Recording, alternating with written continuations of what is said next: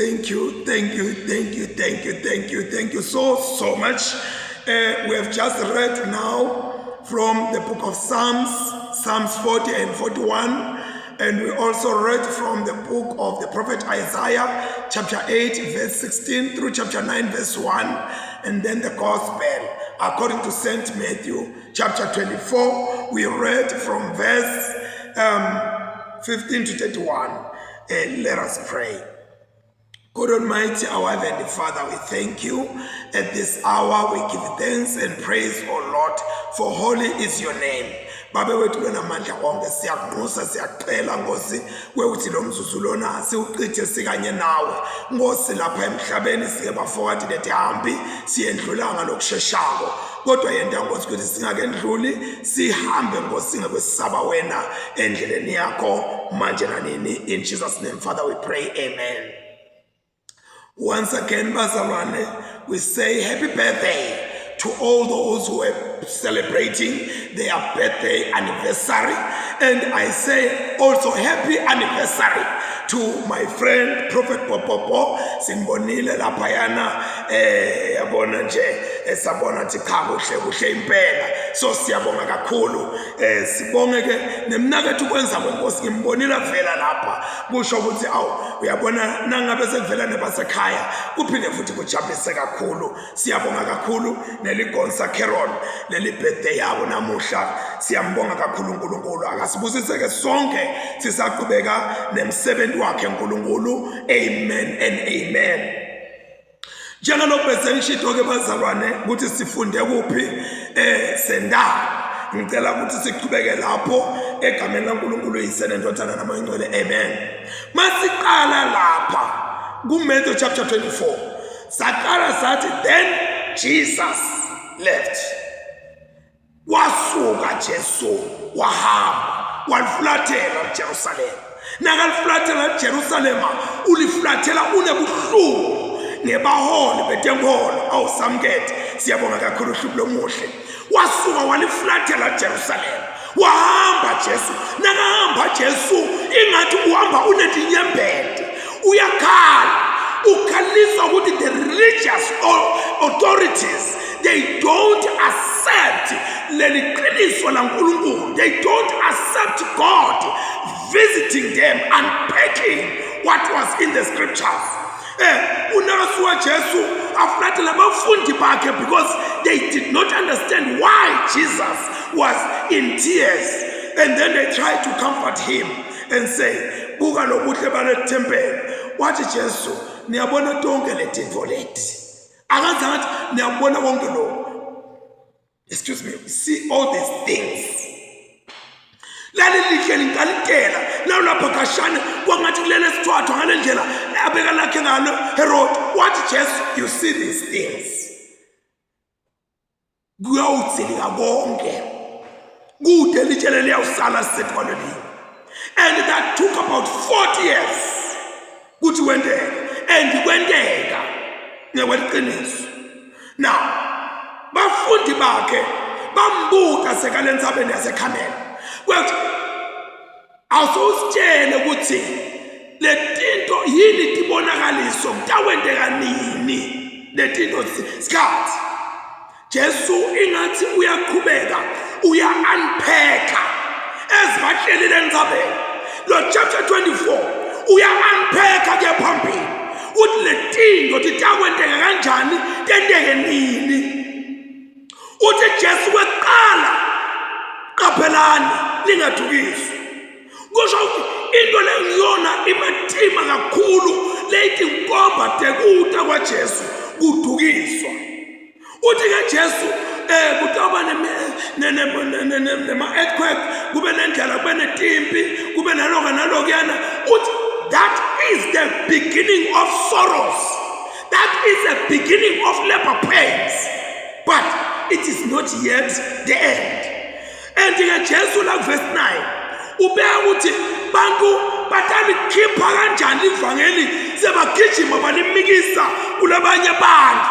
Lo verse 9 usitshela ukuthi how people are going to be sent out.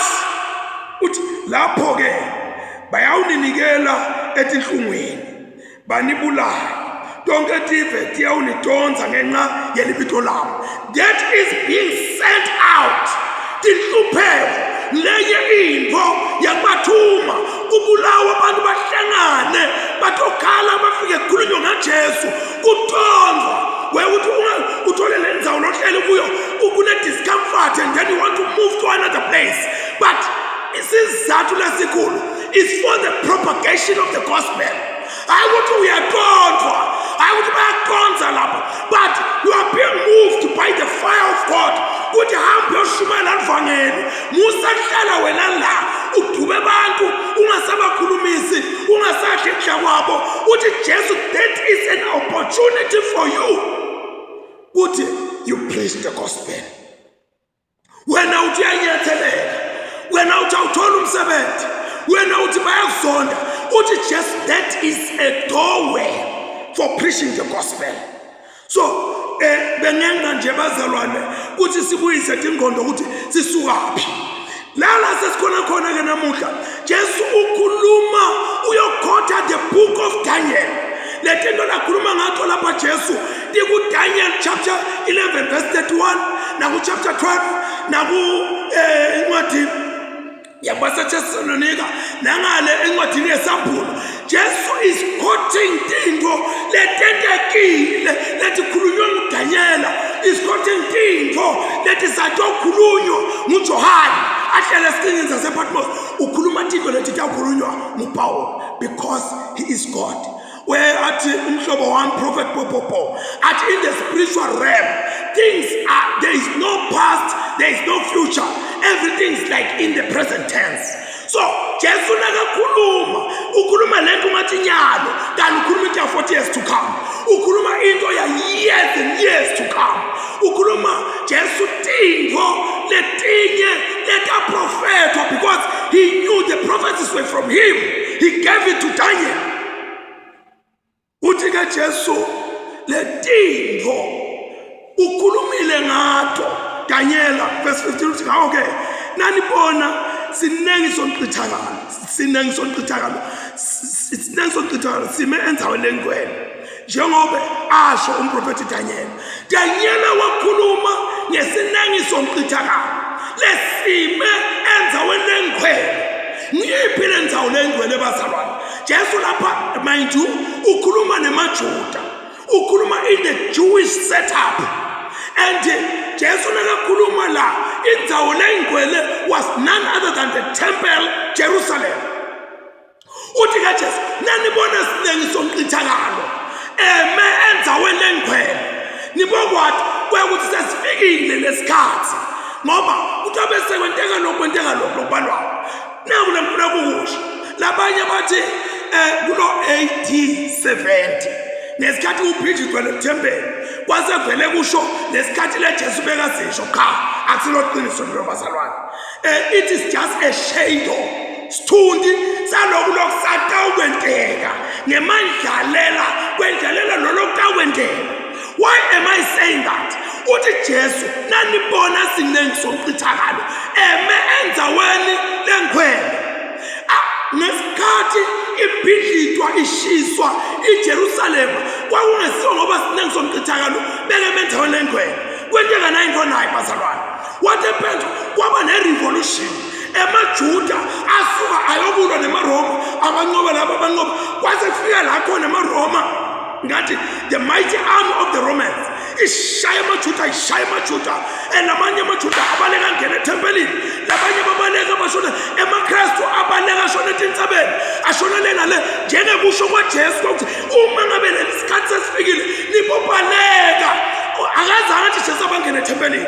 But what happens with the Jewish? Hundreds of thousands they went into the temple bayobhaka khona nabaphathile sebabashaye bonke wathi lo command high asale sibayeka lalaba ngekhathi kwaba nelisoja lebe lidzakiwe libhema lathi lahla phansi egwayi lokhela ligwayi ewasha lasha tempeli langonga bafa bonke abantu bebasekhathi tempelini ngaleso sikhathi leso.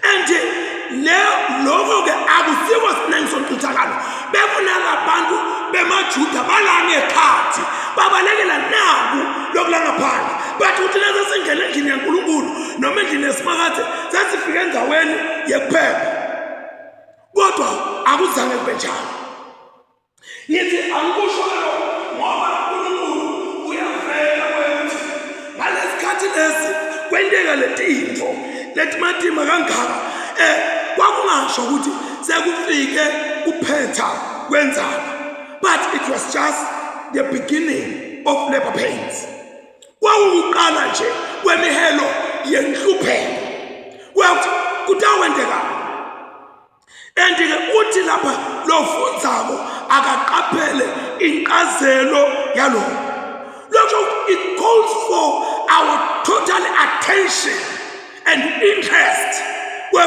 kwentekani lapha sikufune lokhu ngendlela yabo yonke lokwenteka ngayo umuntu lapha kuthiwa sethi kwendlu angasedle lokuphi kuphi angasabuyi lokuphi kuphi lokusho ukuthi lesikhathi lesi sitabe sisikhathi lesihash empilweni this is a great tribulation leyitabe seyikhona ekuseni ngikhulumile ngathi uNkulunkulu will make a way for them to escape. God will bring protection upon his own. Noma batabe sebaphila noma kabe sanga lapha kuthiwa noma kuba khona lokuhlupheka lesibona khona namuhla kodwa because kusenebantu bevangeli labashumayela khona bathandazako kuyenteka lokuthi letinto atendeke di-escalate kuleli zinga lefanele ngabe tendeka ngayo uyathi lokhu kuvwa uthi kufuna simbonge uNkulunkulu ngebantu labakholwako labeme bangaba intercessor labeme etikhaleni simbonge nje uNkulunkulu simbongele lokho ngoba impi mbambamba isevenda kamoya ayikho enyameni kwabuye enyameni sayiphumela kwakuthi ekamoya sekunqotshiwe now Jesu uthi ngifuna nangu verse 23 noma umuntu angathi kimi bukani nangu Kristu noma nangu uyalapho akhona ningakholwa ngobe kuyawuvela bo Kristu mbumbulu nabaprofeti bemanga bendedi bonakaliso letinkulu netimangaliso kuze kudukise labakhethiwe nakune kwenteke bukani la senginitshele ngaphambi kwetikhathi nawo ke ikhona lentawanyana lena lengiyifunako la lelivu laNkulunkulu libheka kahle kwekuthi utawuvela kanjani Kristu uthi lapho ke kuyawubonakala sibonakaliso sendodana yemuntu esibhakaphakeni yes that is the part I want to end with verse 30 uthi kuyawubonakala sibonakala sendodana yemuntu esibhakaphakeni tonke tivete emhlaba tiyawukhala nathi bona indodana yemuntu ita ngemavu elizulu ngemandla nangenkathimulo lenkulu iyawuthumela tingelo sitayo ngekukhala lokukhulu kweliqilongo dibutse bonke labakhethwe bayo emagumbini omane emhlaba kusukela emkhawulweni lomunye welizulu kuze kube ukulomunye ngifuna nje kuphetha ngalapho kulawo magama lawo kwekuthi Jesu nakabuyako kubuya kwaJesu will not be secretive kubuya kwaJesu will not be private kubuya kwaJesu kutawuvakala wonke umuntu uthi kuyawukhamba ngathi khamba umbane empumalanga uyentshonalanga wonke umuntu utawumbona onke amehlo atombona netive tonke titawumbona athi ke uMapostle Paul nakayibeka lendzaba ngalana kuPhilippians chapter 4 verse 16 and 17 uthi ngobe inkosi luqobo lwayo iyawehla ezulwini ngelivi lenhlokomo nangeliphimbo lengelosi lenkulu nangelicilongo laNkulunkulu lapho labafe bakholwa nguKristu bayawuvuka kuqala lapho ke thina lesiyawube sisaphila ngaleso sikhathi sisasele siyawuhlwithwa senyuka ke sihlangane kanye nabo emafini, sihlangabethe inkosi emoyeni kuze sihlale nenkosi njalo njalo. Phethe ngalawo magama wathi uma ngabe Kristu sekabuyako akunoba imfihlo, asinakuthi hawu sobuyile, wonke umuntu utawuthi vela uthi sobuyile kulanda libandla lakhe. Inhlupheko isikwehlela wonke umuntu emveni kokuba Kristu alihlwithe libandla. Kwanyalo bazalwane, ingathi lo naloyo angahlala alindile. Wathi Nkosi mangabe uyabuya masinyane kungakafiki nalo usuku lesilinzele, ngoba lokhu lokukhulunywako kwesinenge somcithakalo yinto lena leyakwenteka eJerusalema. Nyalo iJerusalema yafuhluthwa yaphela nyalo, kodwa sivile kwauthi is it 1948 or 19 bani sebabuye bayaxoxana babuyela eJerusalema. And bangakaqoqana emaJuda kuqala angeke lakhiwa ithempeli, lingakakhiwa ithempeli kuqala angeke ibe khona isinenge somcithakalo. Lokho ukuthi the Jewish people, they should come together, the temple must be rebuilt, and then isinenge somcithakalo nangoke sekakhona. Kodwa nake kunokwenteka ukuthi uNkulunkulu abuye kungakenteki lokho. Asihlale silinzile ngoba kusukela ngesikhathi saJohane uMbhaphathizi kuze kube kulamuhla umbuso wezulu uyafuzula, nalabo abawufuzulako bayawuphanga. Lokho ukuthi it is for our benefit ukuthi akakabuyi kuze benamuhla. It is not because ulele noma ulibele. Don't wait for Jerusalem ukuthi yakhiwe emaJuda aqoqane kwakhiwe benjani uthi ngikhathi ke into ophakamisa athi nyawo. The Lord may come at any time. Let us pray. Baba lolungile sesibongile Nkosi egameni lika Jesu. Sibonga nazi isikhathi lo sipha sona. Sibonga livi lakho Nkosi lelingumlilo.